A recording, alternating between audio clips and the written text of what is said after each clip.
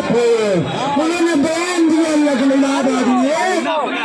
Parallel वितरण करने आए थे, बोले कि ऐसा है 60,000 पदों पर हम भर्ती निकालेंगे।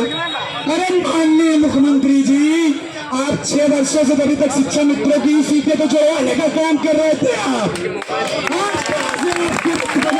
करने का काम हो गया। तो साथियों, आगामी चुनाव में नजदीक, सरकार है दबाव में, क्योंकि बेरोजगारी मुद्दा बहुत चरम पे उठा हुआ है और इस समय इतनी बड़ी संख्या, इतनी बड़ी पार्टी भी करने में एक बार सोचती है, लेकिन आज ये जो इतनी बड़ी भीड़ खड़ी हुई है और आधे साथी उधर टहल रहे हैं, आधे साथी गर्मी से उधर टहल रहे हैं, ये तो एक अभी 5 दिन का मेहनत का असर है। जब ये 5 दिन की 10 दिन का मेहनत है, यही आंदोलन जब धरना में तब्दील करूंगा तो ये दिन दूर नहीं है जब 10,000 की संख्या से विधानसभा घेरा गया था।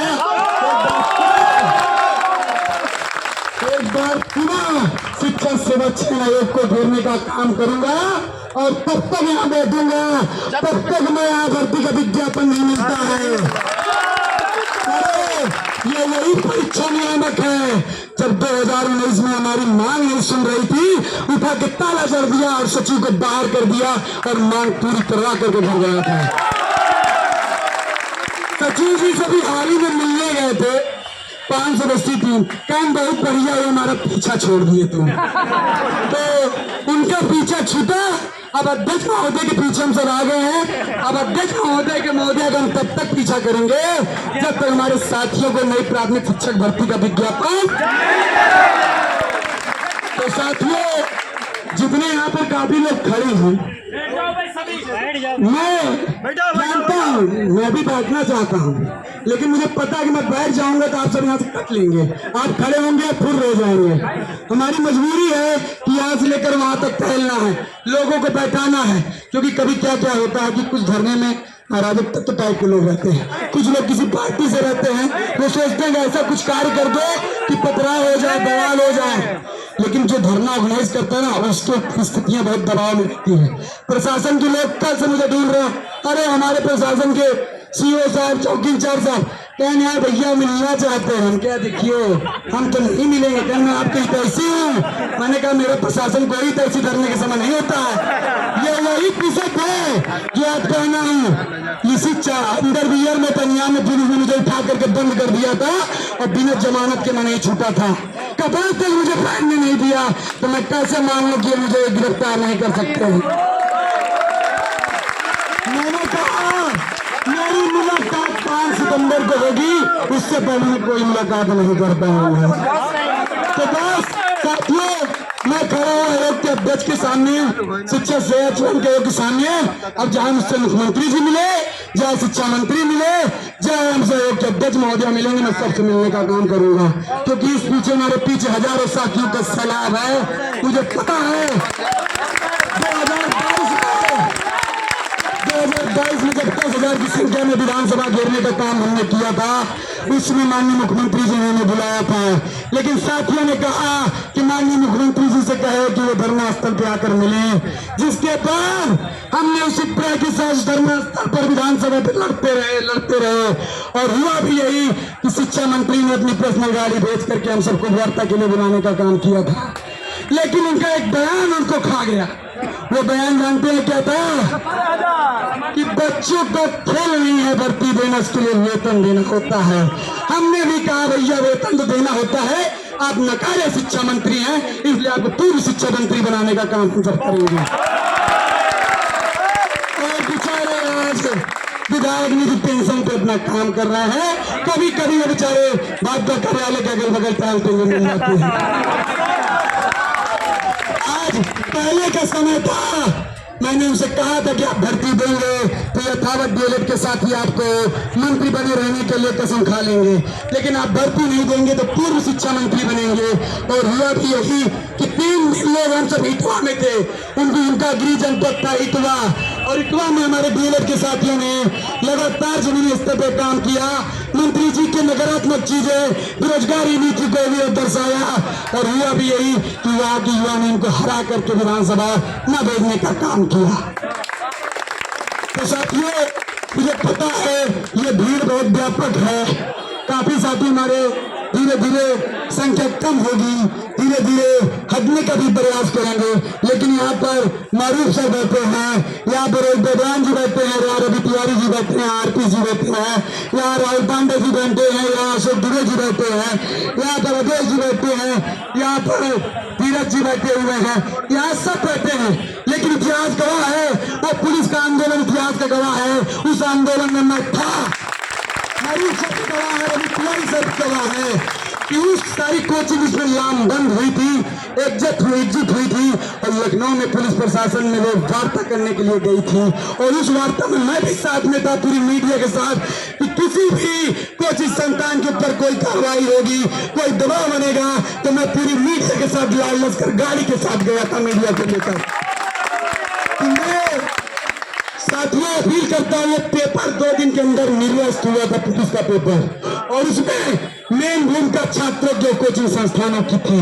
आज प्रदेश की जितने भी कोचिंग प्रचलित हैं वो आपके साथ बैठी है, जो नहीं बैठी है उनके लिए तालियां बजाते एक बार स्वागत कर दीजिए। उनको सोचना चाहिए कि बच्चों के पैसे से बैच बनता है, बच्चों के पैसे से नाम बनता है और आपने धरने में ना आकर के बहुत बड़ी भूल की है। आगामी भर्ती में जब बैच बनेगा तो उसका विरोध डीएलएड संगठन, डीएलएड परिवार, डीएलएड के साथी भी करेंगे। जो कोचिंग संस्थान इस धरने में समर्थन में है उनका डीएलएड का साथी आभारी रहेगा। जो आज भी एसी में बंद होकर के अपने कमरों से लाइव आकर हेलो गाइस, हेलो साथियों,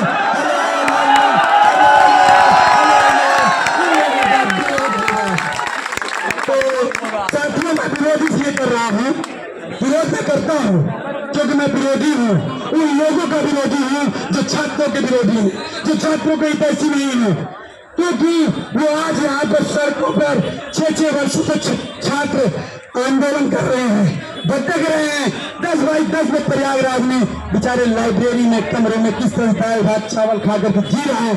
क्या उनको दर्द नहीं दिखता है? क्या वो पैज उनके उनका ही माता पिता गुरु का कर्तव्य नहीं था? इसलिए जो कोचिंग संस्थान यहाँ आई है उनसे विशेष आभार व्यक्त करता हूँ और मैं उनसे कहना चाहता हूँ कि साहब जितने कोचिंग संस्थान है ये आंदोलन को तब तक लड़े जैसे पूरी भर्ती में लड़े थे, जैसे वो भर्ती के पीछे लड़े। उनकी एकजुटता ने ही मुख्यमंत्री का बयान बदलवा दिया है, उनकी एकजुटता ने ही मुख्यमंत्री का बयान बदला है। मैं बताइए मुख्यमंत्री जी क्या कह रहे थे, बताइए क्या कह रहे थे?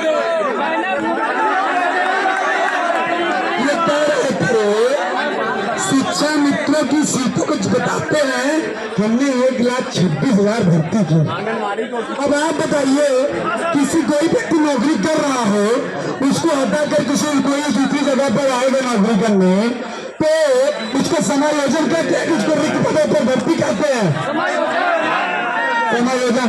तो ये छात्र साथी जितने हैं वो पैसा वाले जितने साथी हैं, जितने लोग हैं महिलाओं को बैठाने का काम करें, जितने हेलो ये आज से दिशा निर्देश बंद करके आप खुद हटके पहले वहां से इनको हटाइए, जितने दिशा निर्देश करने वाले इनको हटा पीछे करिए, लड़कियों को जाइए।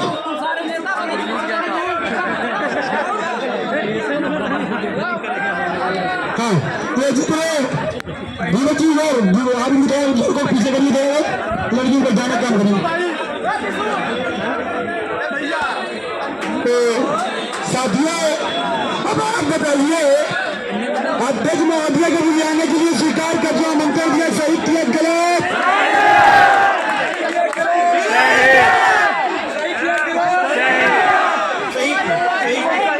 तो अध्यक्ष महोदय जी सुन लीजिए, ये गोरखपुर विश्वविद्यालय से आप आए हैं, ये इलाहाबाद की सरजमी पान धरा है।